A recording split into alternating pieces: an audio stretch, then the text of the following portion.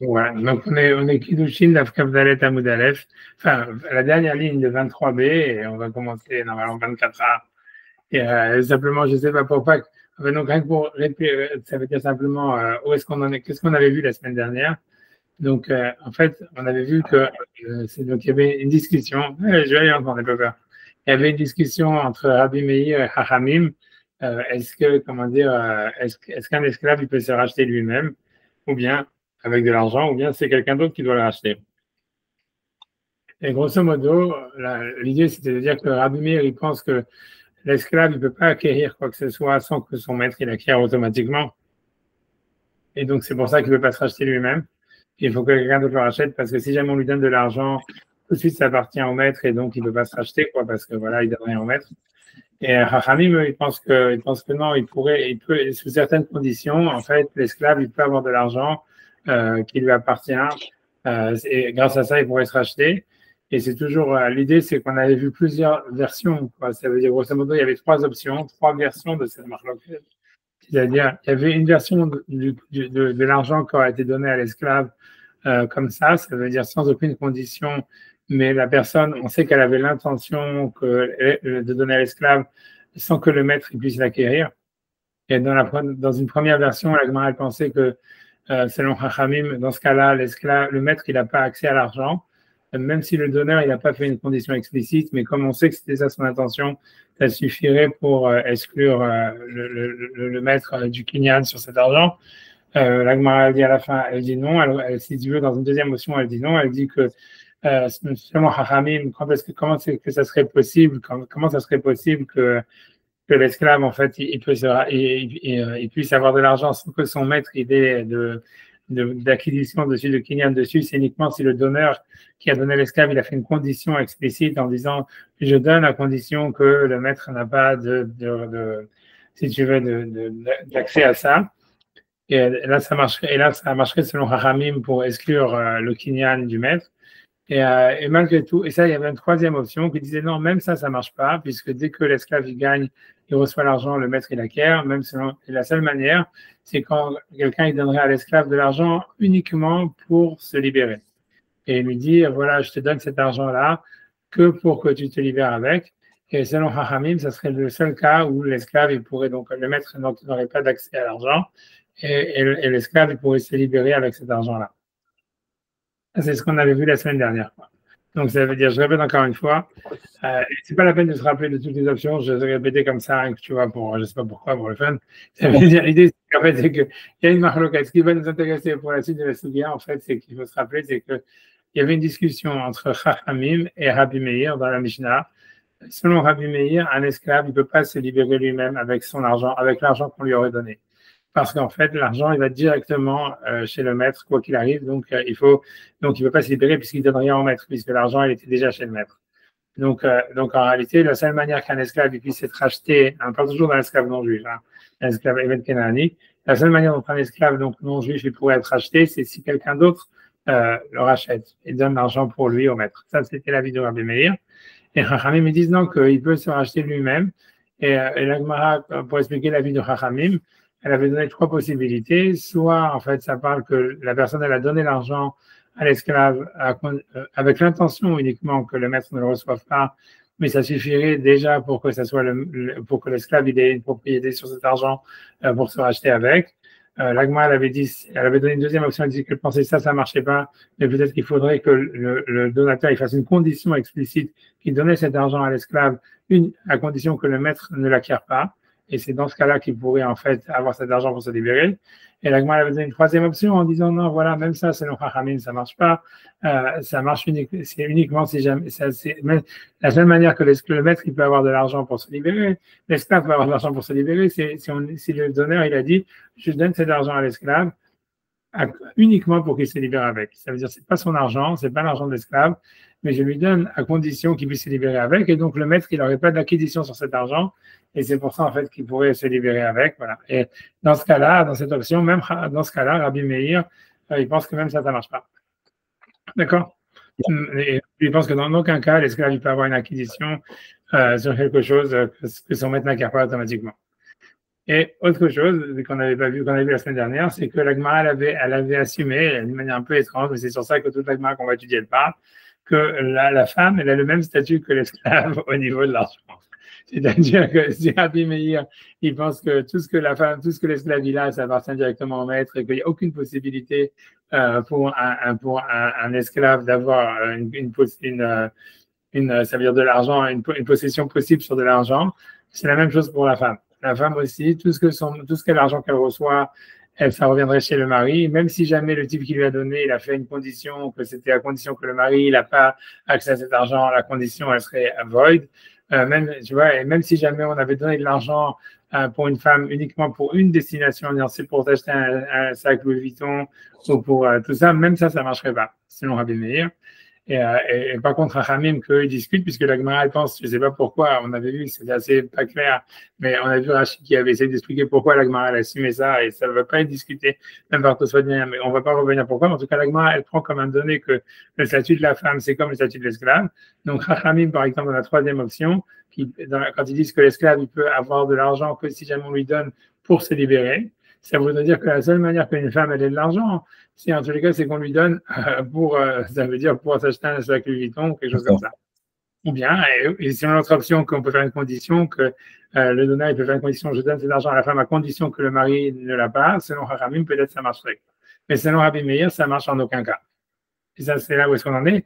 Et tu vois, et ça, c'est ça, parce que la Gemara, elle va apporter une question du Braïta qui s'oppose à ça. Donc, voilà. Donc, normalement, j'avais préparé une introduction, mais je ne vais pas faire l'introduction.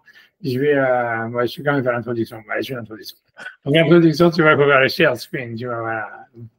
Parce que je me dis, sinon, c'est un petit peu, tu vois, la Gemara, elle est très simple, elle est très sèche, et je me dis, voilà, pour donner un peu d'intérêt, voilà, il faut quand même faire un petit peu. Parce que sinon, je me dis à quoi je sers, quoi. Vous pouvez lire Hard Scroll, et puis c'est la même chose.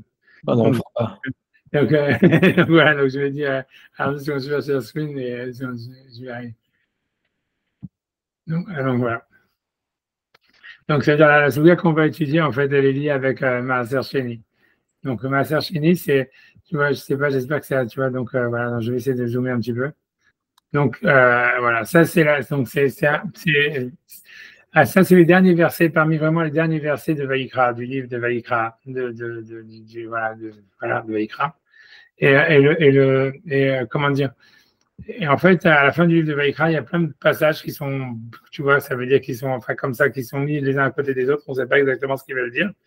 Et ici, tu vois, donc en fait, il y a marqué à la fin du livre de Vaïkra, donc il y a dans voilà, 27 dans le passage qui est marqué Vechol Maaser Haaretz, ça veut dire tout Maaser de la terre, Miperi Haaretz, ça veut dire des fruits des arbres. L'Hachem Hu, il appartient à Dieu. Kodesh l'Hachem, il est saint pour Hachem. Alors, tu vois, alors qu'est-ce que ça veut dire, tu vois? De quel maaser on parle, etc. Donc, en fait, voilà, donc Rashi va dire, en citant la Gemara, ça veut dire le kol maaser haaretz, ça veut dire tout le maaser de la terre. Rashi dit, le maaser sheni akatuv medaber. C'est-à-dire, on parle du maaser sheni, ça veut dire du deuxième maaser. Alors, qu'est-ce que ça veut dire? Donc, c'est quoi le deuxième maaser? Donc, comme j'avais dit, ça veut dire commencer, ça veut dire, voilà, pour expliquer l'histoire, c'est que quand quelqu'un avait une récolte, il devait donner un maaser au Lévi chaque année. Et ça c'est le maaser Rishon qui était donné chaque année. Le maaser Sheni, c'est le maaser en fait que quelqu'un il devait simplement aller à Jérusalem avec ce dixième. Ça veut dire un deuxième dixième de sa récolte. Ça veut dire, voilà, il donne 10% au Lévi, il reste 90%. Il prend 10% des 90%, quoi. Ça veut dire 0,9%, j'imagine, du truc habituel. Et ça, il doit le prendre et l'amener les fruits à Jérusalem. Ça veut dire qu'il doit le manger, c'est lui qui le mange avec sa famille, mais la seule truc, c'est qu'il doit le manger en état de pureté, plus ou moins, en état de pureté, et il doit le manger à Jérusalem. Le but de, voilà, et ça s'appelle Maaser Sheni, c'est que c'était pour obliger, en fait, les gens à prendre des vacances, et en fait, si tu veux, à aller à Jérusalem en vacances, quoi. Et le but de ça, c'était qu'en fait, l'idée, c'est qu'en fait, parce que l'idée, c'était quoi? C'était obligé d'aller à Jérusalem avec ta famille, et tu vas dépenser tout l'argent, un dixième de tout ce que tu as gagné pendant l'année. Et en fait, parce que l'idée, c'est qu'en allant là-bas à Jérusalem, et tu dois manger en état de pureté, Donc, grosso modo, ça veut dire, voilà, donc ça veut dire sûrement tu vas amener des corbanotes parce que tu peux amener des corbanotes pacificateurs, etc. Mais ça veut dire l'idée, c'est que d'aller à Jérusalem, ça t'obligeait, d'abord à passer du temps avec ta famille, avec tes enfants, avec ta femme, etc. Et deux, surtout de passer du temps avec les Kohanim et d'être à Jérusalem, donc dans un endroit de cadre de Gdusha. Et comme ça, en fait, c'était ça qui va te permettre, tu vois, voilà, d'avoir, d'éduquer tes enfants, en même temps, toi, d'avoir un rapport positif avec la Torah, et en même temps, tu vois, un rapport et à tes enfants, de communiquer ça à tes enfants, et tu vois, d'avoir une relation avec le Beth Amikdash, etc. Donc ça, c'est le Maaser Sheni, c'était une obligation, voilà, qu'il y avait. Alors le Maaser Sheni, c'était presque tous les années, sauf, ça veut dire, en fait, c'était une fois, c'était cette mitzvah-là. Donc c'est une mitzvah, quoi. Et l'idée, c'est que ça, c'était donc c'était 2 fois tous les 3 ans. Là, il y avait simplement une fois. Ça veut dire, c'était, par exemple, dans la Shemitah, on va te dire la première année, la deuxième année après la Shemitah, tu as cette mitzvah de Maaser Sheni, de manger avec ta famille à Yerushalayim 1/10 de ta récolte. Et la troisième année, il n'y avait pas cette mitzvah. À la place, il fallait donner le deuxième Maaser aux pauvres. Et donc, c'est comme ça. C'est 2 années sur 3, tu manges avec ta famille à Jérusalem le deuxième Maaser. Et une année sur 3, tu le donnes au pauvres. Et ça, tu vois, ça s'appelle Maaser Ani. Mais ça veut dire, voilà. Donc, mais ça, c'était ce Maaser.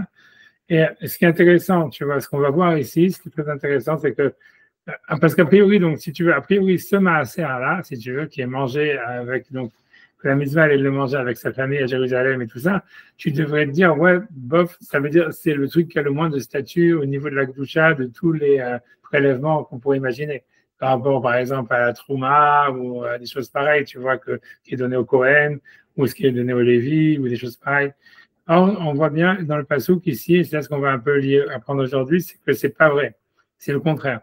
Ça veut dire que bizarrement, si tu veux, ce Maaser Sheni qui avait comme seule prérogative d'être mangé par la personne, le producteur et sa famille à Jérusalem, moins dans l'année, ça veut dire qu'il fallait finir dans l'année, quoi. Ça veut dire que tu avais 12 mois pour le manger, quoi. Et ça veut dire que tu pouvais amener l'argent. Ça veut dire, on va voir. Ici, dans la Souga, on va parler du rachat de ça, puisque en fait, c'était difficile. Si quelqu'un par exemple, il produisait que des pommes de terre, on lui dit pas, tu vas prendre, si tu as fait, je sais pas, 50 tonnes de pommes de terre cette année, tu dois manger 10 tonnes de pommes de terre à Jérusalem. Ça veut dire, tu vends tes pommes de terre et tu achètes à la place et tu vas après à Jérusalem et après ça, à Jérusalem, tu achètes ce que tu veux, tu vois. Il fallait que ce soit quelque chose qui se consomme. C'était que de la nourriture, grosso modo. On peut aussi avoir des massages, des trucs comme ça. Il y a tout ce qui se consomme, quoi. Il fallait que ce soit un truc qui soit, tu vois, qu'il n'y a rien qui reste, quoi. C'est pas, il fallait dépenser, quoi. Et le truc, tu vois, et ça, si tu veux, tu pourrais croire, ouais, c'est la Gdusha la moins importante. En réalité, non, tu vois. C'est pour ça que c'est ce que le Passouk ici te dit ici, tu vois, et c'est important de voir ça. Si tu reprends le Passouk, il te dit, je vais essayer de le, parce qu'il faut que je revienne sur mon machin, là, maintenant. C'est ça. Pour reprendre sur le Passouk, ça c'était Rashi. Il y a marqué, tu vois, Vechol Maaser Haaretz. Donc Rashi te dit, on verra d'où est-ce qu'on, si on peut voir après d'où est-ce qu'il a appris, mais c'est Vechol Maaser Haaretz, Miser Haaretz, c'est-à-dire tout Maaser de la terre, qui est ça veut dire de la production de la terre, du prix Haaretz ou des fruits de l'arbre, à l'Hachem, où c'est Hachem, Kodesh l'Hachem, il est saint Hachem. Bien que c'est toi qui le manges, tu vois. Mais ça dit que c'est Hachem, tu vois. Et si tu veux, rien que pour dire, tu vois, simplement pour expliquer même, tu vois, l'histoire, c'est que, par exemple, quand Rachid te dit, tu vois, que c'est pas de Maaser Haaretz, c'est Maaser Sheni, en fait, quand tu regardes, c'est d'où est-ce qu'on apprend que c'est Maaser Sheni, c'est justement pour ça, c'est parce que, si tu veux, je sais pas si j'ai ici, j'ai perdu le maral. Mais grosso modo, c'est parce que le Maaser qui est donné au Lévi, il a aucune kedusha. Il n'y a que le Maaser, en fait, si tu veux, le Maaser que tu manges toi, qui a une kedusha et qui est considéré comme étant appartenant à Hachem. Ensuite, dans le passouk d'après, tu vois, c'est simplement le passouk d'après aussi à faire. Après ça, c'est bon. Dans le passouk d'après, on nous dit, maintenant, l'idée, c'est que le type, il rachète son maaser, puisque comme on a vu, la plupart du temps, le type, il ne veut pas manger sa production à Jérusalem, surtout s'il habite loin, ou s'il produit que des pommes de terre, etc. Donc, on te dit, Ve'migol Igael, Ingol Igael. Donc, si quelqu'un, il va racheter, il va libérer, et ça veut dire qu'il va racheter son maaser, ça veut dire que, en fait, tu vas me dire, voilà, maintenant, ok, j'ai produit des pommes de terre, je vais pas aller manger mes pommes de terre là-bas à Jérusalem, mais je vais les vendre et maintenant, je vais les racheter sur de l'argent. Il faut qu'en plus, tu rajoutes un cinquième là-dessus. Ça veut dire, un cinquième, c'est-à-dire 25%. Ça veut dire, grosso modo, tu vois, c'est ça ce que c'est. C'est imigal, ish mi maasero. Si jamais quelqu'un qui vient racheter son maaser pour l'amener à Jérusalem, il le rachète lui-même, Hamishito Yosef Alav, il doit rajouter un cinquième. Et un cinquième, c'est 25% à l'époque de la Gemara. Eux veut dire un quart, quand ils disent un cinquième, c'est un quart. N'importe l'histoire. Mais ça veut dire, cette loi, en fait, que si tu rachètes le maaser, tu dois rajouter 25%. C'est uniquement si c'est toi qui le rachètes. Si par exemple, tu vois, ça veut dire, ça veut dire, tu as ton maaser et que tu veux simplement avec quelqu'un d'autre, si tu veux, il veut le racheter pour toi et te donner l'argent après. En fait, lui, il n'est pas obligé de rajouter un cinquième. D'accord? C'est ça la chose qu'on apprend du deuxième passouk. Tu vois, c'est égal. Si jamais il rachète son maaser, Hamishito Yosef Alam, il doit rajouter 25%, mais c'est que si c'est toi qui le rachètes. Je pense que Rashi le dit lui-même, j'imagine. Tu vois, ça veut dire Mima Sero, tu vois, voilà, ici, il est Rashi. Ici, Mima Sero de son maaser, on apprend. Velo Mima Ser Havero. Tout ça, c'est Rashi. Tu n'as pas du maaser de son ami. Apodé Maaser Shel Havero. Donc, si quelqu'un, par exemple, il rachète le maaser de son ami, En Mosif Chomesh, il ne doit pas rajouter les 25%. Au Geulato, tu vois, ça veut dire, et en quoi c'est ça, qu'est-ce que ça veut dire que tu le rachètes? Donc, il explique comment ça marche. Ça veut dire, Yivdenu, tu le rachètes sur de l'argent, Kadelatir, Bachila, Bekol Makom. Comme ça, ce maaser-là, il peut être mangé n'importe où maintenant. Mais toi, tu vas amener à la place l'argent. Vamot, Yale, Vyochal, Yerushalayim. Et l'argent, on amène à Yerushalayim, et c'est l'argent, la Kedusha, elle est transmise sur l'argent. Et si quelqu'un, donc, en fait, il fait lui-même cette action de rachat sur son maaser, il doit rajouter 25%. Mais si c'est quelqu'un d'autre qui le fait pour lui, alors la Kedusha, elle vient sur l'argent, mais il n'est pas obligé de rajouter 25%. C'est que c'est le propriétaire lui-même qui doit rajouter 25%. Voilà. Est-ce que c'est clair? Ouais. C'est bon? C'est clair. À part ça, tu vois, donc, simplement, peut-être changer une dernière idée, peut-être c'est l'idée en trop, mais qui va être nécessaire pour comprendre la fin de la souvière, mais je le dis quand même maintenant. Voilà, c'est que, donc je reviens encore sur les psukim. Je pense que c'est peut-être un peu plus, c'est intéressant peut-être de regarder les psukim avant de faire la Gemara, voilà. C'est que, encore une fois, ici je reviens sur les pasuk, puisqu'on a fait que ces deux psukim, mais le premier pasuk, il est quand même très fort. Dit le chol maaser haaretz, ça veut dire tout le maaser de la terre, misère haaretz qui descend, ça veut dire qu'il vient de la semence de la terre, mais pris haaretz du fruit de la terre. L'Hachem, où il est Hachem, Kodesh l'Hachem, il est saint pour Hachem.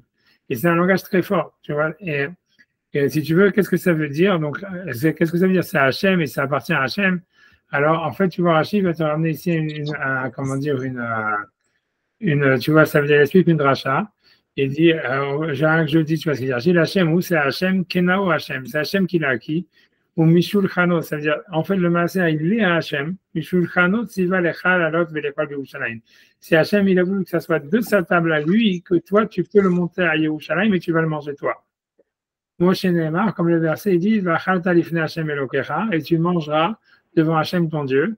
Maaser de Ganecha Tiroshra, le maaser, etc. Donc, ça veut dire que lui, ce qu'il veut dire, c'est manger devant Dieu, ça veut dire qu'Hachem, il a voulu que ça soit lui, et que quand tu manges de sa table à lui, tu vois. Et c'est ça la gloucha du maaser sheni, c'est incroyable, l'idée de la mitzvah est extraordinaire, que c'est toi qui le manges, et tu manges avec ta famille, tu vas que kiffer, tu vas aller en vacances, mais Hachem, il veut que ça soit là la plus grande doucha et que toi tu prends de la tête de la chaîne. Tu vois, et parce que tu vois tu vois, whatever, tu vois, ça montre que l'importance, tu vois, ça veut dire que voilà, que le fait même d'exister, tu vois, c'est la plus grande kedusha, peut-être tout ce qu'on peut. En tous les cas, c'est là ce que le passou qui dit, et c'est extraordinaire, et c'est le passou qui est très fort.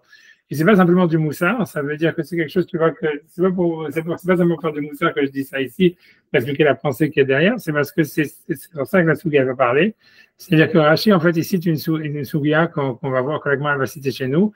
En fait, j'ai ramené à côté, mais peut-être on va le faire simplement à l'oral. C'est que, par exemple, pour expliquer l'histoire comme ça, imaginons, voilà, si on revient sur Kiddushin, simplement un cas simple, disons, un homme, il doit, pour faire Kiddushin, il doit donner quelque chose à une femme, n'est-ce pas? Et donc, imagine à quelqu'un, il a de la terouma, et en fait, il dit, voilà, il donne à une femme, je ne sais pas, un gâteau de terouma pour qu'elle soit Mekudeshet. Alors, la question est est-ce qu'elle est mariée ou pas mariée? Même si elle n'est pas Kohenet, elle est quand même, elle est quand même mariée. Pourquoi? Parce qu'elle peut revendre, tu vois, ce gâteau à un Kohen, même si elle va le revendre moins cher. Ça vaut toujours Shavé Pruta. Donc, la halakha est qu'on peut être Mekadesh une femme avec la terouma. On peut être Mekadesh une femme avec plein de choses, tu vois, avec presque tout ce qui est avec du maaser. Ça veut dire qu'encore une fois, ça veut dire que même si le maaser, il doit être donné au Lévi, tu vois, ça veut dire qu'elle, elle n'est pas Lévi, et que toi, tu n'es pas Lévi, tu peux être Mekadesh parce qu'elle peut choisir après à quel Lévi elle peut le donner. Et ça a aussi une valeur de Shavet Prouta. Mais on en parle pas. Mais si jamais, mais par contre, tu vois, si jamais quelqu'un va te Mekadesh avec du Maaser Sheni, normalement, tu pourrais dire, ouais, le Maaser Sheni, c'est ce qui a le plus de valeur marchande, puisqu'en fait, tu peux le manger toi-même à Jérusalem. Tout ce que tu as à faire, c'est aller à Jérusalem. Alors, on va voir cette marque entre Rabbi Meir et Chachamim, c'est ce qu'il va falloir se rappeler, c'est que Rabbi Meir, il pense qu'elle n'est pas Mekudeshet. Pourquoi? Parce qu'à partir du moment où le Torah, et c'est ce que Rashi ramène ici, à partir du moment où la Torah elle a dit le Maaser il est Kodesh Lachem, il est saint à Hachem, il appartient à Hachem, ça veut dire que toi, tu n'as aucune possession dessus, c'est pas ton argent. Et donc, même si jamais on fait tout ce qu'elle a la fille, et même si elle peut être à Jérusalem même, et donc si elle veut, elle peut prendre le fruit ou n'importe quoi, ou la nourriture, et la manger sur place. Et tu pourrais dire, voilà, donc il a donné, c'est comme s'il avait donné un gâteau normal. Non, comme c'est Kodesh Lachem, ça veut dire que cet argent ne t'appartient pas. Et même si elle peut le consommer, etc., c'est pas à toi. Et donc, tu peux pas te marier avec une femme avec. Et la femme, donc, parce que c'est pas ton argent. Tu vois, ça, c'est Rabbi Meir. Et ça, il apprend de ce passage qu'on vient de lire maintenant, qui dit ça, que le verset est marqué encore une fois. J'essaie de remettre le passage, tu vois, comme je dis, qui est très fort. Qui dit ça, qui dit, Kol Maaser Haaretz, Lachem ou Kodesh Lachem. Il est Hachem, il est saint Hachem. Et Rabbanan, mais Chachamim, ils discutent sur Rabbi Meir, ils disent non, même si on dit que c'est Hachem, etc., c'est pas au point où c'est pas ton argent, et ça a quand même une valeur de Shavet Prouta. Et comme la femme, si elle est à Jérusalem, ou elle peut aller à Jérusalem et le manger, ouais, Chachamim, ils discutent sur Rabbi Meir, et pensent qu'elle est quand même mariée. Mais tu vois, ce qui est important, c'est de comprendre voilà, c'est qu'il y a cette discussion-là, d'avoir ce pasouk, c'est important de voir le pasouk. Ah, j'aimerais vraiment qu'une introduction, c'est vraiment endormi, incroyable, tu vois, j'en sais rien. Non, c'est de nuit, beaucoup de nuits sans sommeil, ça n'a rien à voir avec vous.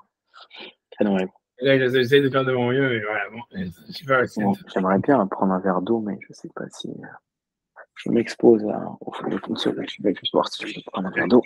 Une petite seconde, pour me donner l'occasion de faire une pause.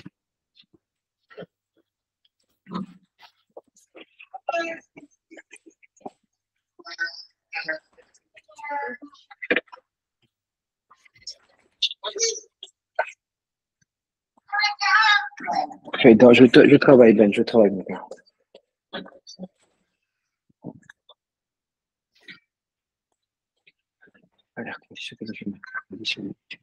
Excusez-moi.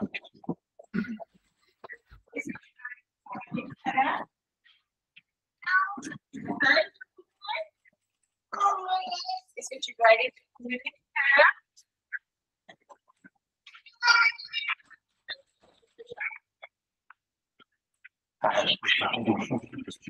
Je sais pas. C'est un des grands qui c'est Perrier, c'est un des grands qui ça tient pas à grand chose, hein. Juste un peu d'eau avec de gaz intérieur. Allez-y. Donc maintenant, on commence avec ma. Allez. J'espère que ça va te réveiller. L'agma n'est pas compliqué. Le but, c'est d'arriver jusqu'au 2 points de 23B. Voilà.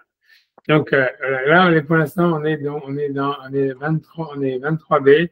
Ah non, 24A. Et on est là, on est 23B. Et on est 23B, dernière ligne. Véramé, vers la dernière ligne, vers la fin de la ligne, il y a marqué Véramé Derabanan à Derabanan. Donc c'est la 23B, dernière ligne de la page de la Gemara, vers la fin de la ligne, Véramé Derabanan à Derabanan. Pardon, même avant ça, tu vois, c'est la dernière ligne, marqué Véramé Derabi Meir à Derabi Meir, Véramé Derabanan à Derabanan. C'est-à-dire, là, j'espère que tu es avec moi, c'est bon? Tu veux que je fasse le screen? Je peux mettre la Gemara aussi sur le screen si tu veux. Non, je l'ai là. Ok, super. Pas la Gemara là? Si, je vais dire. Là, c'était pas souple, là, c'était Vaïkra. Là, c'est le passage de Vaïkra. Mais on va en avoir besoin encore, mais tu vois, voilà, c'est tout. Attendez, je vais la sortir. Attends, c'est sûr que c'est CAF. Je l'ai ici, Kiddushin sur Ibobo. 23B, et c'est dernière ligne de la dernière ligne. CAF. Comme Gimel Amoudbet. CAF. Est-ce que je suis dessus la bête? CAF Gimel Amoudbet, je l'ai. Et la dernière ligne. Ah bon. Ok. Je dis à Valentin qu'il n'est pas trop tard pour venir. Ouais.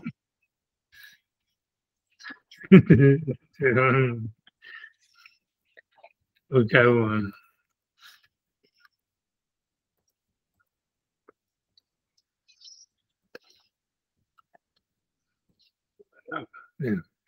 Voilà, voilà, donc j'essaie de faire ça. Ok, bon, on y va. Donc, des Rabbi Meir à des Rabbi Meir, Rami des Rabbanan à des Rabbanan. Donc, on demande une objection. Rami, ça veut dire on objecte, une contradiction. Des Rabbi Meir à des Rabbi Meir, des paroles de Rabbi Meir à Rabbi Meir et de Rabbanan à Rabbanan. Encore une fois, ici, Rabbi Meir, il a dit que l'esclave et la femme ne peuvent pas en aucun cas acquérir quelque chose sans que le mari ou le maître l'acquiert, alors que Rabbanan, il pense que c'est possible que l'esclave ou la femme, dans certaines conditions, ils aient quelque chose qui n'appartient pas soit au mari, soit au maître. D'accord? Et sur ça, on te dit, il y a une contradiction. Alors, c'est quoi la contradiction? Donc, maintenant, je passe dans la page 24a, comme dans l'état Moudalef, des Tania, parce qu'il a été enseigné dans une varita. Donc voilà, donc là on rentre dans Maaser Sheni. En Isha Poda Maaser Sheni Belo Chomesh. Donc, en Isha, ça veut dire une femme qui est a priori mariée. Poda, elle ne peut pas racheter le Maaser Sheni. Donc, on a vu ce Maaser Sheni, c'est ce fameux Maaser qu'il faut manger à Jérusalem, etc. Et qu'on peut racheter, si tu veux, pour manger à Jérusalem, comme on a vu. Belo Chomesh, mais sans rajouter un Chomesh, sans rajouter le cinquième, c'est-à-dire 25%. Donc, pour expliquer encore une fois l'histoire, c'est que on vient de lire dans le Passouk que le Maaser Sheni, s'il est racheté par le propriétaire lui-même, il doit rajouter 25% de la valeur pour l'amener à Jérusalem, etc., pour amener la valeur à Jérusalem. Mais si c'est quelqu'un d'autre qui le fait, il ne doit pas rajouter les 25%. La Braïta, elle te dit ici que si c'est la femme qui fait ça pour son mari, elle doit rajouter les 25%. Ça veut dire que si jamais, tu vois, j'imagine, tu vois, ça veut dire, voilà, ils ont une récolte, je ne sais pas quoi, encore de 50 tonnes de pommes de terre. Ils doivent maintenant racheter 5 tonnes de pommes de terre pour aller les manger en vacances à Jérusalem. Alors, ok, donc, il faut les racheter. Imagine que c'est elle qui les rachète, puisque si tu veux, elle peut se les racheter elle-même. Ça veut dire, elle dit, voilà, à la place je prends à la place des 5 tonnes de pommes de terre, j'ai la valeur des 5 tonnes, je ne sais pas combien, je ne sais pas, c'est $5,000. Donc, elle dit, OK, la Gdusha du Maaser Sheni, elle vient sur ces $5,000. Si c'est elle qui fait cette transaction et qui va donc maintenant mettre un chèque de $5,000, on ne peut pas le faire sur un chèque, en fait, il faut du cash, mais bon, peu importe. Mais elle va mettre maintenant, elle va transmettre la Gdusha sur les $5,000. En fait, il faut qu'elle rajoute 25%, le cinquième, parce que c'est considéré comme si c'était le propriétaire lui-même qui rachetait son Maaser Sheni. Ce qui veut dire, que le Chachamim de la Braïta, il semble dire que la femme, elle est considérée comme un seul compte en banque avec son mari, et que donc c'est pas parce qu'elle fait ça pour son mari que ça devient quelqu'un d'autre qui rachète le maaser, puisqu'on avait vu qu'encore une fois, je te rappelle le passage, que le cinquième, il est rajouté que si jamais c'est le propriétaire lui-même qui rachète, qui transfère la kedusha qu'il y avait sur son dixième de la récolte sur de l'argent, sur du cash. Mais si c'est quelqu'un d'autre qui le fait pour lui, il doit pas rajouter 25%. Donc si jamais, donc tu es avec moi? Donc ici, quand on dit que si c'est la femme qui le fait pour le mari, donc elle doit rajouter les 25%. Donc ça veut dire en fait qu'elle a un seul compte en banque avec son mari et qu'elle ne peut pas avoir un compte en banque en propre. Tu vois, c'est ce que ça voudrait dire. Enfin, c'est ça, c'est En Aïcha, donc je refais dans les mots, c'est En Aïcha Poda Maaser Sheni Belo Chomesh.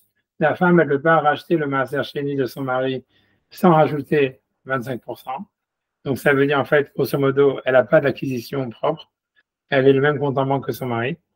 Mais on a dit Rabbi Shimon ben Elazar Omer, Rabbi Shimon ben Elazar a dit au nom de Rabbi Meir, Mishum Rabbi Meir, Isha Poda Maaser Sheni Belo Chomesh.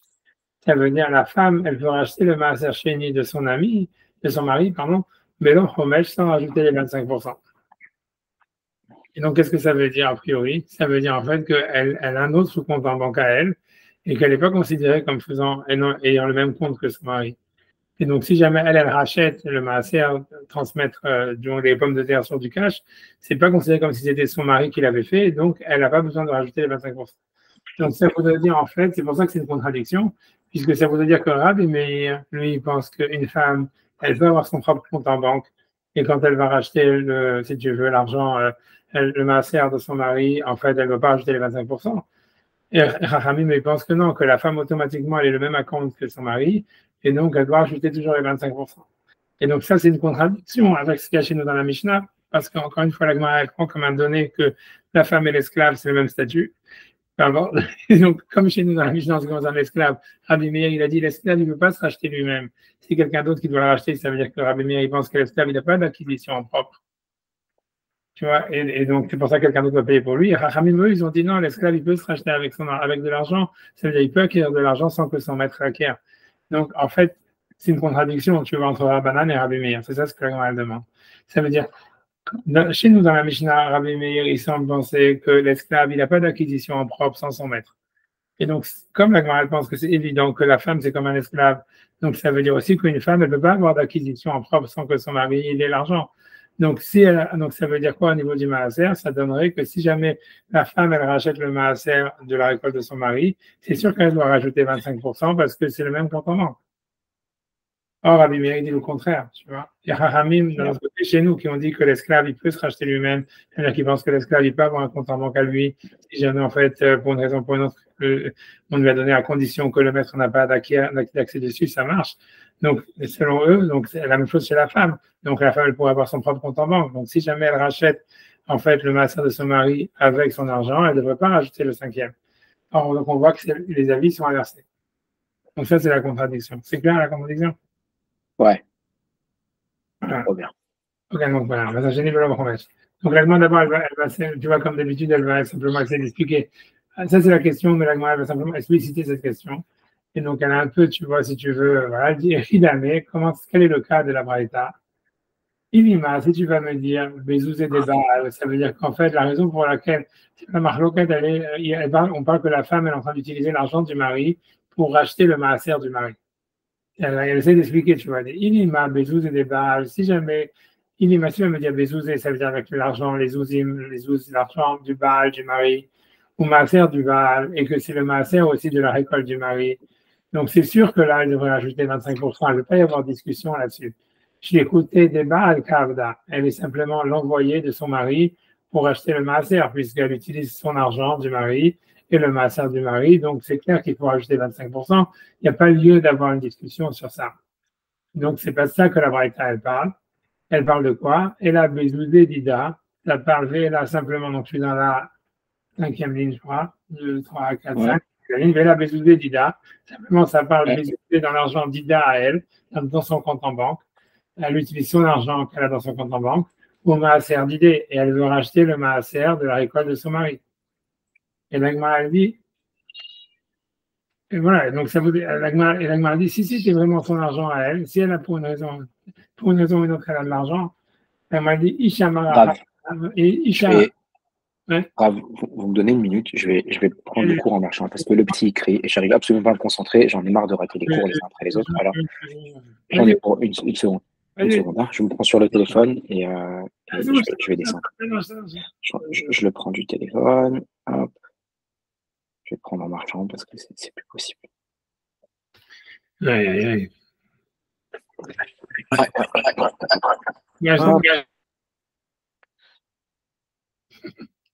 Es nach Anträge.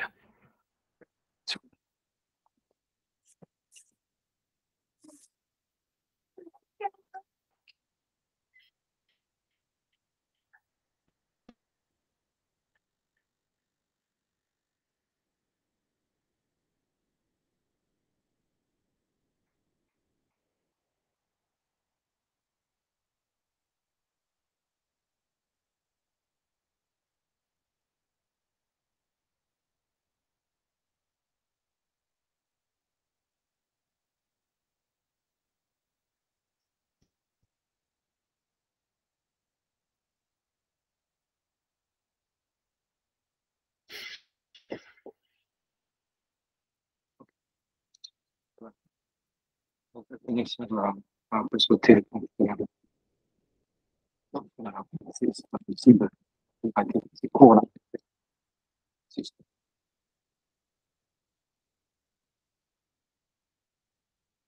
bon? Dis-moi ce que je veux. Ouais, allez-y, allez-y. Ouais, donc, en tout cas, ok, donc, elle dit, si jamais elle avait de l'argent à elle, tu vois, donc c'est sûr, en fait, tu vois que, en fait, c'est-à-dire parce que l'idée, c'est comme ça, c'est que c'est possible que la femme, elle dit comme ça, elle dit, si jamais c'est son argent à elle, si jamais elle avait de l'argent à elle, pour une raison ou pour une autre, la n'explique pas, on va dire, par exemple, dans le cas, elle n'explique pas comment elle peut avoir de l'argent à elle, 2 secondes.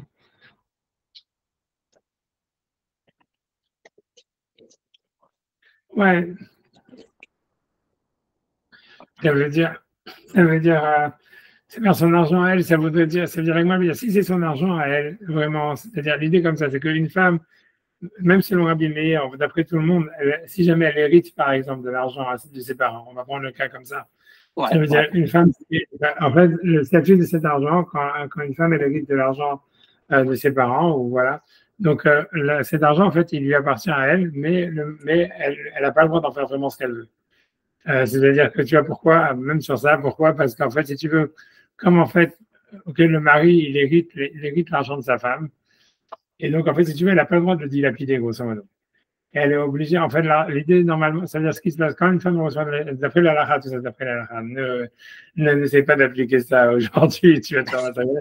Mais d'après la halakha, si jamais, en fait, tu vois, d'après la halakha, si jamais une femme, elle reçoit de l'argent, ça veut dire, elle reçoit un héritage, etc. Donc, elle a pas, ça veut dire, donc l'argent lui appartient. Et en fait, elle ne peut pas le dilapider, c'est-à-dire, elle ne peut pas dire, OK, je vais m'acheter des sacs Louis Vuitton et tout ça. Elle doit l'investir dans quelque chose, en tous les cas, avec l'accord du mari, dans quelque chose qui ramène un usufruit, tu vois, qui ramène des intérêts. Et les intérêts, ils reviennent au mari. Ça, là. Le capital, il reste chez elle. Je ne sais pas exactement qu'est-ce qu'elle peut faire, puisqu'elle n'a pas vraiment tellement le droit de le vendre ni rien. Enfin, elle peut le vendre. Il peut y avoir une tractation, mais halakhiquement parlant, techniquement parlant, c'est-à-dire le capital est à elle, mais les intérêts lui reviennent. Donc, ça veut dire, mais en tous les cas, elle peut avoir un capital. Et tu vois, imaginons, tu vois, c'est en bourse, on va dire. Mais l'idée, ça voudrait dire ça. Ça veut dire que l'agma, veut dire, si jamais elle a utilisé de l'argent, donc ça s'appelle une exémilog. Si tu veux avoir, on va voir sûrement je pense que bientôt, on va peut-être entendre parler plus. Ça s'appelle une exémilog en jargon halakhique, ça s'appelle une exémilog. Milog, ça veut dire picorer. Ça veut dire, une exémilog, c'est l'argent du picorage. Ça veut dire quoi? C'est-à-dire que le mari picore l'argent. Ça veut dire que même si jamais il n'a pas de. C'est pas lui l'argent, mais c'est celui qui le picore. Et donc, mais en tout cas, donc cet argent-là, en fait, donc l'agma dit comme ça, si jamais elle utilise cet argent-là, donc c'est elle qui a le capital, imagine que le mari lui a donné l'accord, parce qu'il est gagnant dans l'histoire. Elle dit voilà, parce que comme ça, elle n'est pas obligée de payer les 25% en plus. Tu comprends? Donc le mari peut lui avoir dit, si le mari est d'accord, elle peut l'utiliser ça veut dire pour acheter ici le maaser sheni. Imagine, tu vois, il y a une récolte, encore une dit, il y a 10 tonnes de pommes de terre à acheter. Si jamais, en fait, le mari utilise son propre compte en banque, il va devoir ajouter 25%, donc ça va faire encore plus d'argent à claquer à Jérusalem. Et donc ils disent, OK, si tu prends tes Milog, on rachète avec ça, et en fait, on n'a pas besoin d'acheter les 25%. Alors l'agma dit, si c'est ça le cas de la Braïta, elle dit ça c'est sûr, d'après tout le monde, qui n'a pas rajouté les 25%. Parce que tu vois, ça veut dire, comme elle utilise son argent à elle, même si le mari il a donné son accord, c'est son argent à elle, et ça ne serait pas vraiment considéré comme si jamais elle est en train tu vois, c'est comme si le propriétaire il rachète son maaser, tu comprends? Donc ça c'est ce que l'agma dit. Donc l'agma pour l'instant dit comme ça. Encore une fois, l'agma elle essaie d'expliquer de quoi la Braïta elle parle. Ça veut dire, puisque la Braïta, encore une fois, elle a dit qu'une femme qui rachète le maaser sheni de son mari, Rabbanan il pense, Chachamim il pense qu'il faut qu'elle rajoute les 25%, si je ne me trompe pas. Voilà. Il faut qu'elle rajoute les 25%, et Rabbi Meir il dit non. Et l'agma se demande c'est quoi le cas de la marloquette. Au début, elle dit, si jamais ça parle qu'elle utilise l'argent de son mari, il n'y a pas lieu d'avoir une marloquette, c'est sûr qu'il faut rajouter les 25%, parce qu'elle ne fait que lâcher les coups de son mari, et c'est comme si c'était le mari qui a acheté son propre maaser, et là, on a vu qu'il faut rajouter les 25%. Il s'est dit, mais si jamais elle est en train d'utiliser maintenant l'argent qu'elle aurait reçu en héritage de ses parents, et sur lequel, en fait, le mari n'a que l'usufruit, c'est-à-dire le milog, ça veut dire les intérêts, c'est sûr à ce moment-là qu'elle ne devrait pas rajouter les 25% parce que c'est son argent à elle. Donc, comment est-ce qu'il peut y avoir une marloquette? Donc, c'est pour ça que l'agma va dire non.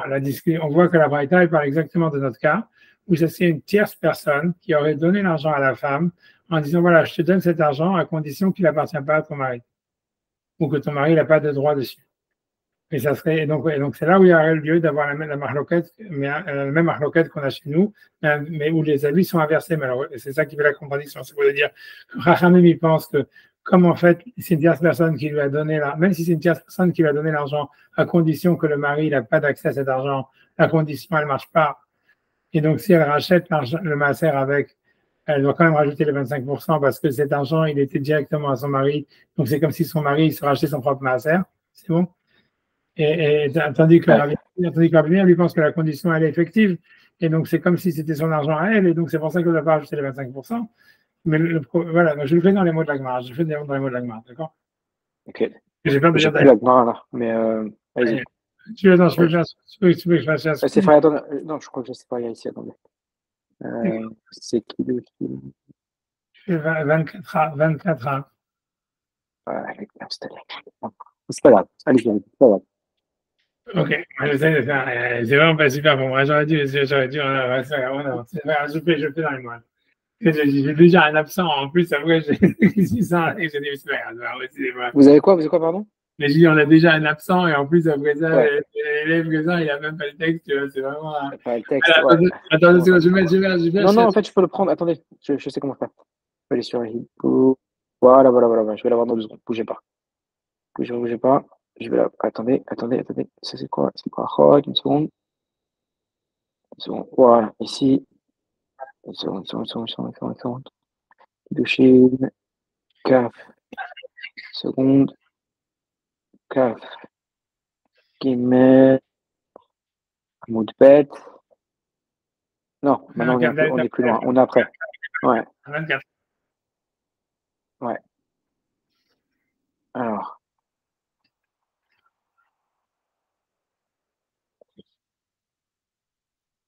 Ok, je l'ai. J'ai le texte, on est à la ligne. On est où? Tana? Non. Non, on est maintenant. Je vais reprendre depuis le début, tu vois, je vais reprendre depuis la première ligne. Enisha, donc la variété. Enisha, Preda Maaser Sheni. Une femme ne peut pas racheter le Maaser Sheni de son mari, c'est entendu. De l'Ochomesh sans rajouter 25%, sans rajouter un cinquième. C'est 25%. Rabbi Shimon ben Elazar Omer, Mishum Rabbi Meir. Rabbi Shimon ben Elazar est du nom de Rabbi Meir. Isha Poda Maaser Sheni. Une femme, elle peut racheter le Maaser Sheni de son mari, de l'Ochomesh, sans rajouter le cinquième. La Gemara demande, Echidame, c'est comment ça ressemble? Quel est le cas? Inima, si tu vas me dire, Bezouzé des Baal, qu'elle utilise l'argent de son mari. Bezouzé, c'est l'argent Zouzim des Baal du mari. Ou Maaser des Baal, et c'est aussi le Maaser du mari.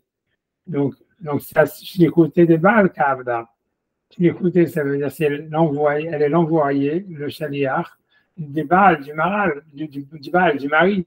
Kavda, elle est en train de faire. Ça veut dire, et donc, comme elle utilise l'argent de son mari et qu'en plus, elle est en train de racheter le maaser de son mari, c'est sûr que c'est comme si c'était le propriétaire lui-même qui rachetait son maaser. Et dans ce cas-là, c'est sûr qu'il faut rajouter les 25%. Donc, il n'y aurait pas lieu d'avoir une discussion. Donc, c'est pas de ça que la Braïta elle parle. D'accord?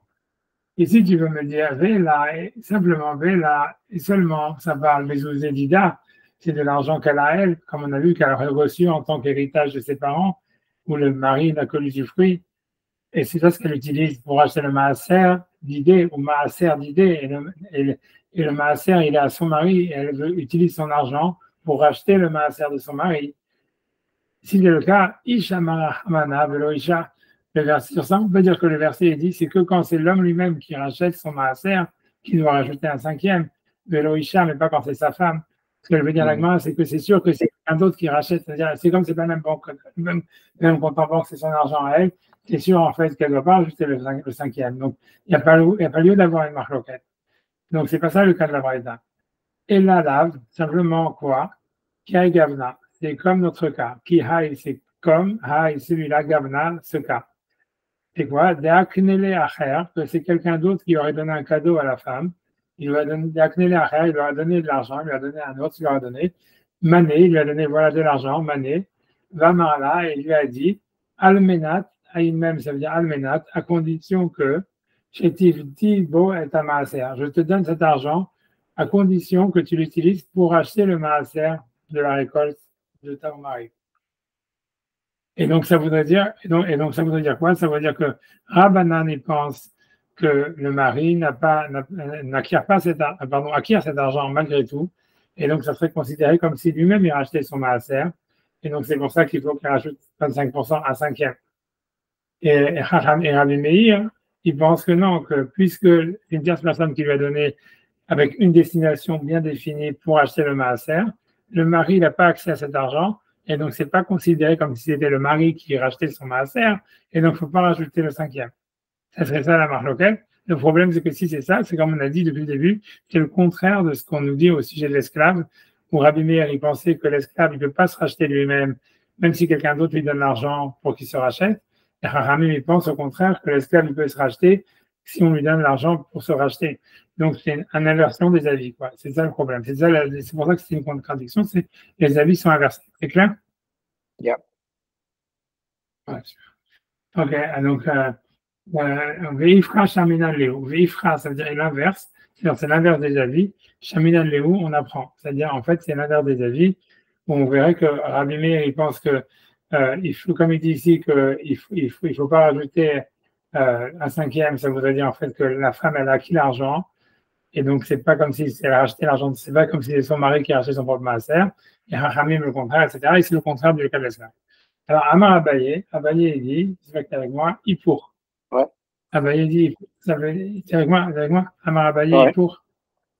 Ouais. Ça veut dire, Abaye dit, tu as raison, il faut inverser les noms. Et a priori, ça veut dire que dans un des deux cas, on va rester comme ça, c'est vrai, ça veut dire que, en fait, c'est vrai que les avis sont contradictoires, et il va falloir inverser les avis, a priori, dans la Braïta, en disant qu'en fait, c'est Rabbi Meir qui dit que il faut que la femme elle rajoute le cinquième, et Chachamim ils disent qu'il ne faut pas rajouter le cinquième. Il faut inverser les avis pour pas qu'ils soient contradictoires. Ça veut dire dans un des deux cas, ou même tu vois, on va dire sûrement dans le deuxième, parce que comme le premier c'est une Mishnah, on préfère inverser le deuxième puisque c'est qu'une Braïta. Mais grosso modo, Abaye dit oui c'est une contradiction et on est obligé d'inverser les avis. C'est bon? D'accord. Le deuxième, ça c'est la réponse. Donc, il pour c'est en un mot. Rava, il va donner une autre réponse. Il dit Léolam, l'otifour. C'est pas obligé d'inverser les avis. On peut garder les braïtotes de la Mishnah telles quelles. Et on peut dire, on peut comprendre, on peut répondre à la contradiction de cette manière. Alors, comment il va faire? Il dit la braïta du Maaser, elle parle comme ça. Que ici, on parle du Maaser lui-même, qui viendrait justement de cet argent qu'elle a reçu en tant qu'héritage. C'est-à-dire qu'on avait vu qu'en fait, que si jamais une femme elle a reçu de l'argent en héritage, il doit être investi, et le mari, en fait, ça veut dire il a l'usufruit dessus. D'accord? Mm-hmm. Même pas ça. Ça veut, c'est même pas ça. C'est même pas ça. Avec moi, Rava, c'est plus simple que ça. Rava, il dit comme ça. Il dit, en fait, c'est la femme, elle a reçu son père, le père de sa femme, il est niftar. Et en fait, lui-même, il avait en fait du maaser chéni, mais il n'a pas eu le temps en fait d'aller le manger à Jérusalem, quoi. Et donc maintenant, donc l'idée, c'est le truc, c'est voilà. Donc maintenant, donc soit il faut le racheter, tu vois, pourquoi il aille le manger à Jérusalem. Et c'est ce maaser là que la femme, elle a reçu en héritage de son père, duquel il est question. Et donc en fait, donc c'est ça ce que ça veut dire. Donc comment ça marche? Avant Olam Lotipour. Ve'acha b'maaser de'ata miben asha askinan. Ça veut dire ve'acha, et ici, b'maaser, on parle du maaser, de'ata qui est venu, miben asha, de la maison Nasha, ça voudrait dire de son beau-père, de son père, askinan, c'est venu. On parle. Alors, quelle histoire? Rabbi Meir est Tahamé. Et Rabbi Meir, ici, son opinion, qu'on avait vu, je sais pas ce que je t'avais dit tout au début du cours, que Rabbi Meir, il pense qu'un homme ne peut pas se marier avec le maaser chéni parce que ça appartient vraiment à Hachem. Donc il dit comme ça, il dit Rabbi Meir est Tahamé. Rabbi Meir, il suit son opinion. C'est un maaser qui pense que le maaser chéni, Mammon Hekdeshu, c'est le Mammon, l'argent de Kadosh Baruch Hu. Velo kanele Baal. Et donc, le mari, donc ça veut dire il n'a jamais acquis ce maaser. Ça veut dire comme ça veut dire que si jamais en fait le beau-père il est niftar, il a laissé du maaser chéni. Selon Rabbi Meir, tu vois, ce maaser chéni, il appartient à Hachem. Jusqu'à ce que tu ailles le manger à Jérusalem ou que tu le rachètes sur de l'argent, il appartient à Hachem. Donc il veut dire, donc le mari en fait, quand le mari, donc voilà, donc le mari, il a aucune possession sur cet argent-là, puisqu'il appartient à Hachem. Donc maintenant, si jamais la femme elle va le racheter avec son argent, l'argent du mari, en fait, c'est comme si une tierce personne qui vient le racheter. Mm-hmm. Donc c'est pour ça que Rabbi Meir il pense qu'il ne faut pas rajouter 25%. Par contre, Rabbanan, eux, ils pensent que le maaser chéni, on pouvait se marier avec. Ça veut dire que quelqu'un peut utiliser du maaser chéni pour se marier. Ça veut dire c'est l'argent du propriétaire malgré tout. Alors qu'est-ce que ça donne? Ça veut dire que donc quand le beau-père il est mort, la fille elle a hérité l'argent de son père, tu vois. Mais maintenant, le mari, on a vu que dès que la fille elle a hérité l'argent de son beau-père, le mari il a un droit sur cet argent. Ça veut dire qu'il peut l'obliger à l'investir et à vous recevoir les dividendes. Donc, en fait, il se trouve que c'est son argent aussi.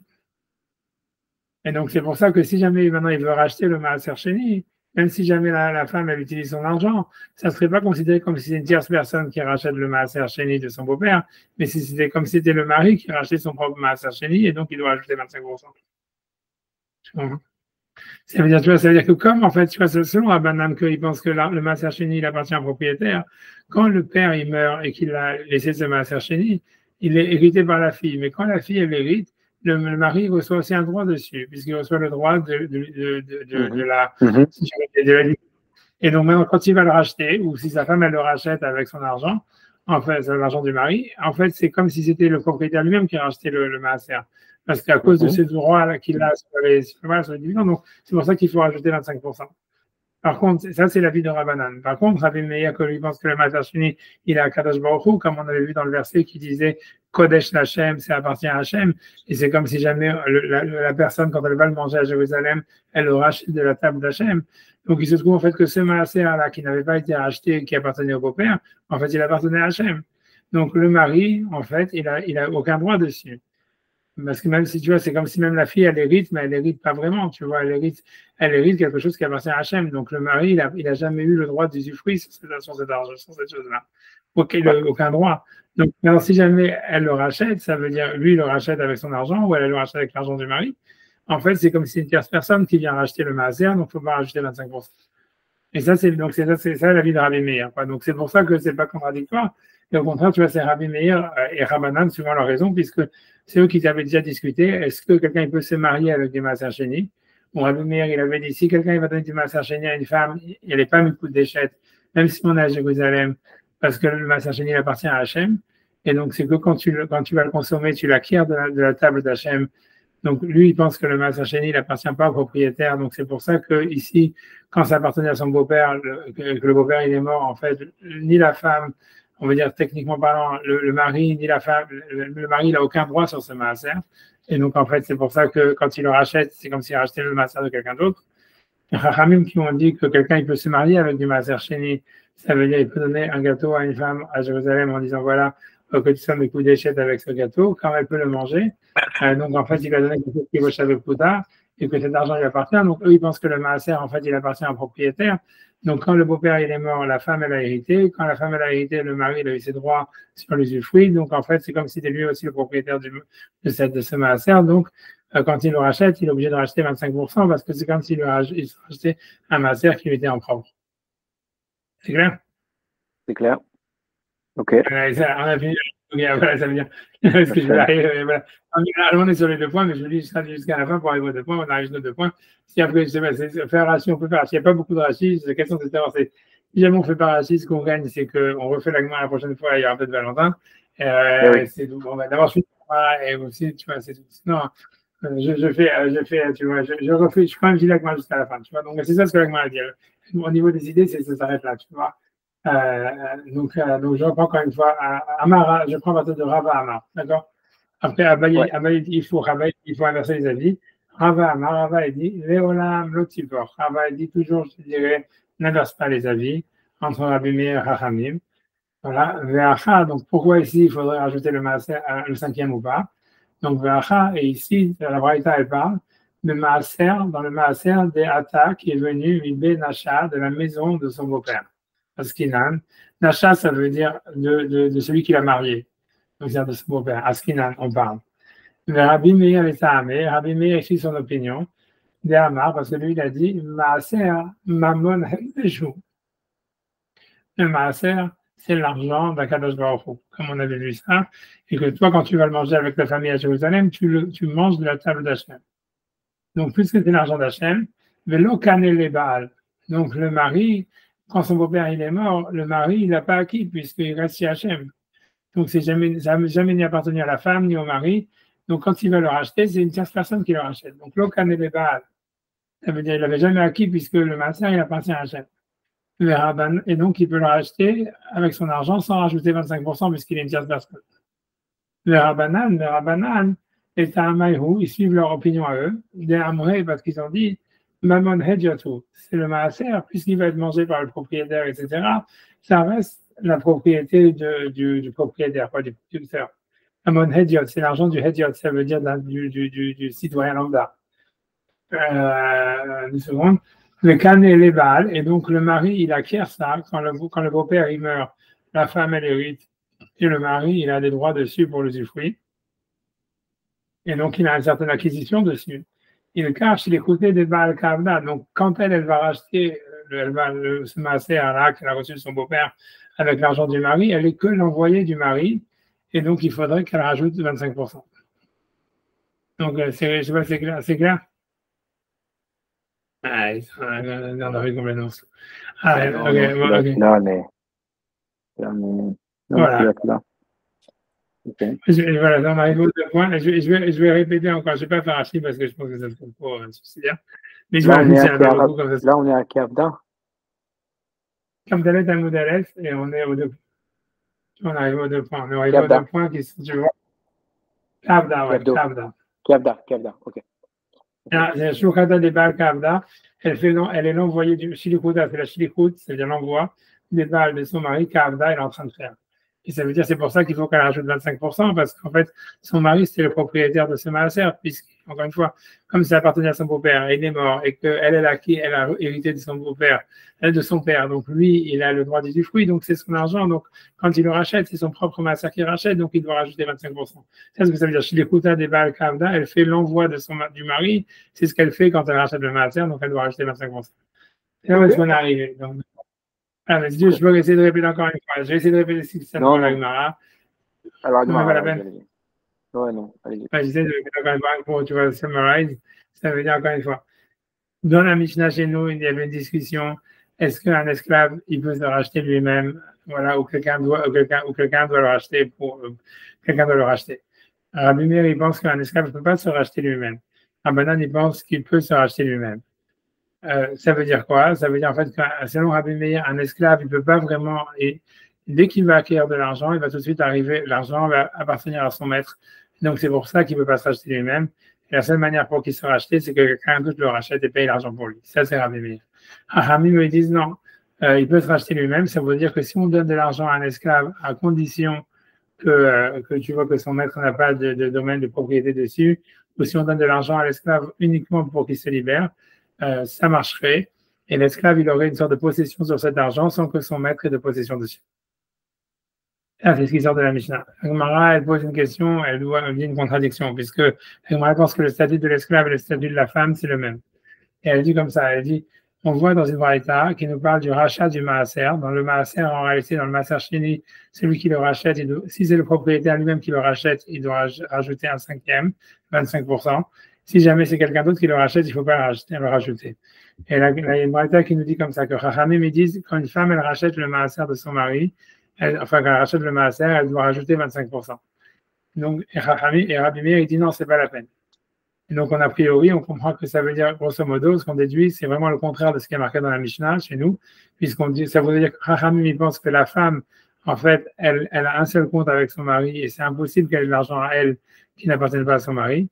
Alors que Rabbi Meir qui dit qu'en fait, non, elle n'est pas obligée de rajouter les 25%, ça veut dire qu'il est envisageable qu'elle ait de l'argent à elle qui n'appartient pas à son mari. Donc, c'est contradictoire. Et Abaye dit, ok, c'est contradictoire, il faut inverser les avis dans la Braïta. C'est ce qu'il dit Abaye Amari pour inverser les avis dans la Braïta. C'est la première réponse. Donc, selon Abaye, si tu veux, on reste dans cette optique-là que, en fait, le statut, en tous les cas, d'après tout le monde, on reste jusqu'à la fin que le statut de la femme et de l'esclave, ils sont le même. Et que, selon Rabbi Meir, en fait, ni la femme, ni l'esclave, ils peuvent avoir de l'argent en propre, en aucune condition. Et selon Rabbanan, ils peuvent dans certaines conditions. Ça, c'est Abaye. La deuxième réponse, c'est Rava. Rava dit non, en réalité, c'est une discussion complètement différente là-bas dans le cas du Maaser Sheni. On parle de l'argent, là-bas, ça parle d'un Maaser que la femme, elle aurait hérité de son père, et que maintenant et donc son père, il est mort sans le racheter. Et maintenant, l'idée, c'est que maintenant, il faut le racheter, et donc on va utiliser l'argent du mari pour le racheter ce Maaser qui aurait été reçu en héritage du beau-père. Et donc, Abaye, ça veut dire Rabbi Meir, il pense que l'argent, il appartient à Kadosh Baruch Hu. Donc, en fait, cet argent, donc ce maaser, en fait, même si la fille, elle a hérité, elle n'a jamais vraiment eu d'acquisition dessus, puisqu'il reste à Akadosh Baruch Hu, tant qu'on n'a pas mangé à Jérusalem. Comme on avait déjà vu au début, c'est comme si on mangeait de la table d'Hachem à Jérusalem quand on mangeait le maaser sheni. Donc, en fait, si jamais, maintenant, s'il va le racheter, c'est comme s'il rachetait le maaser de quelqu'un d'autre, puisque cet argent, lui a jamais appartenu, puisqu'il appartenait à Akadosh Baruch Hu. Par contre, ça, c'est l'avis de Rabbi Meir. Par contre, Rabbi Meir, il pense que, voilà, par exemple, on ne peut pas se marier avec l'argent du maaser sheni, etc. Mais Chachamim, il pense que non, que le maaser sheni, c'est quand même l'argent du propriétaire. Et donc, ça veut dire que ce maaser sheni, il appartenait au beau-père. Quand il est mort, la fille, elle a hérité de son père. Et donc, le mari lui-même, il a eu des droits dessus, puisqu'on a vu que le mari, il a des droits sur l'héritage de sa femme. Donc, il peut manger l'usufruit. Et donc, si maintenant il va racheter ce maaser, en réalité, c'est comme s'il rachetait son propre argent. Et donc, c'est pour ça qu'il doit rajouter 25%. Voilà, ça, c'est ce qu'on a vu aujourd'hui. J'espère que c'est clair. Merci, Rav. Alors, Ouais. merci d'avoir écouté. Et voilà, j'espère que. Voilà, Désolé, hein, désolé des interruptions, mais ah, mais sur la fin, j'ai pu un peu plus. La principale, c'est de tenir en espérant que, voilà, que Merci. la situation va se calmer vers Hachem et on y arrivera. Mais chez les mains, surtout, j'espère, tenez-moi au courant, j'espère que vos chambres, ça va aller mieux. Faites les exercices, mettez de la glace, et mettez les jambes en hauteur un petit peu. Ouais, je pense que les jambes en hauteur, c'est ça. Parce que pour moi, le pire, à chaque fois, c'est quand je m'assois. Après, quand j'essaie de me lever, c'est ça ce qui me tue. Mais quand vous essayez aussi de les avoir un peu plus hautes que la normale aussi. Essayez de les mettre sur un tabouret ou quelque chose. Moi, je sais que c'est pas idéal pour étudier la Torah. C'est possible. Mais ouais, c'est peut-être quelque chose à faire. Mettez les pieds sur un tabouret, prenez l'ordinateur sur vos genoux, quelque chose. Donc, je pourrais, si vous avez beaucoup de travaux, c'est dommage. En fait, c'est pas très difficile, en fait, t'as raison. Ouais. Et c'est dans les cuisses ou dans les mollets ou les tibias? C'est beaucoup plus dans les mollets, c'est beaucoup plus dans les mollets. Tu vois, ouais. C'est dans les mollets, dans les muscles, tu vois, dans les muscles qui sont à l'avant, tu vois. Je sais pas comment. Oui, si vos jambes elles reposent sur un tabouret, vous pouvez mettre, vous savez, les trucs qu'on met sur quand on a, c'est les trucs qui se mettent au congélateur, là, les sacs de froid, là. Vous pouvez les mettre juste sous les jambes et. C'est pas si terrible que ça. Honnêtement, moi, j'ai plus peur que de mal. Je sais pas comment t'expliquer. Tu commences. Ouais, je comprends. Je sais que c'est que ça, tu vois, que ça va passer. En fait, je m'en fiche. Ouais. Je comprends. Voilà, c'est tout. C'est parce qu'en fait, la douleur, elle est vraiment que quand tu montes des escaliers ou quand tu vois, justement, quand tu te lèves, quand tu es assis et que tu dois te lever, c'est là où tu as mal. Tu vois ce que je veux dire? Donc, quand tu montes, tu vois, c'est tout. Il y a certains mouvements qui font mal, mais c'est tout. Tu vois, c'est pas qu'il n'y a pas de douleur, tu vois, à 100%. Ouais. D'accord. Okay, merci en tous les cas de tes informations et tout ça, tes conseils. Écoutez, j'espère que ça va aller mieux. Pochez les mains. Merci. Et les intérêts, on parle jeudi. Comment? Jeudi, on est jeudi, mais attendez,